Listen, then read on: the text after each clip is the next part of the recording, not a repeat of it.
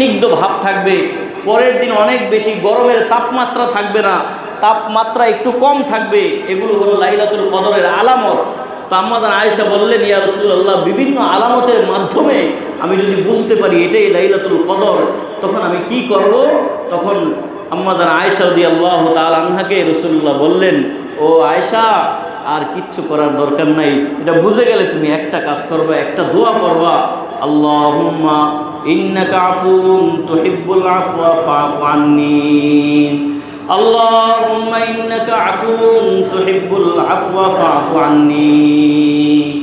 ওগো আল্লাহ, আপনি না ক্ষমাশীল, আপনি ক্ষমা করতে ভালোবাসেন। দেখেন দোয়ার অবস্থাটা কেমন, রাসূলুল্লাহর জবান থেকে কেমন দোয়া বের হয়েছে। তার অর্থ হলো, আল্লাহ, আপনার কাছে আমি কোনো নেক পেশ করে, আমি কোনো এবাদত পেশ করে, আমি কোরআন তেলাওয়াতের কথা পেশ করে, মা বাবার খেদমতের কথা পেশ করে আমি মাফ চাইব। আমার এবাদতটা এমন নিখুঁত এবাদত হয় নাই আল্লাহ, আমার আপনার দরবারে পেশ করার কোনো যোগ্যতা নাই, কিছুই করতে পারি নাই আল্লাহ। তবে একটা জিনিস আপনার কাছে পেশ করি, আল্লাহ, আপনি তো আমার এমন মালিক, আল্লাহ, আপনি তো আমার এমন স্রষ্টা যে আপনি মাফ করতে ভালোবাসেন, এই জন্যই আমি আপনার কাছে মাফ চাই। আপনি মাফ করতে পছন্দ করেন, ভালোবাসেন, এই জন্য আমি আপনার কাছে মাফ চাই। আল্লাহ, এই জন্য আপনি আমারে মাফ করে দেন। দেখেন রসুল শিখাইছেন, আবার এই বরকতময় রজনীতে এই দোয়া শিখাইছেন, আবার শিখিয়েছেন আম্মাজান আয়েশাকে।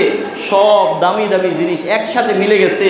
অতএব শুধুমাত্র রাত্রে নয়, দিনে রাত্রে যখন সম্ভব তখন এই দোয়াটা পড়তে থাকা, আল্লাহুম্মা ইন্নাকা আফুউন তুহিব্বুল আফওয়া ফাআফু আন্না ইয়া কারীম, অথবা ফাআফু আন্নী ফাআফু আন্নী, আল্লাহুম্মা ইন্নাকা আফুউন তুহিব্বুল আফওয়া ফাআফু আন্নী। এই দোয়াটা বেশির থেকে বেশি পড়তে থাকা, বিশেষ করে এই লাইলাতুল কদর যেই রজনীতে, বেজুর রজনীগুলোতে হওয়ার সম্ভাবনা আছে। এরপরে আসেন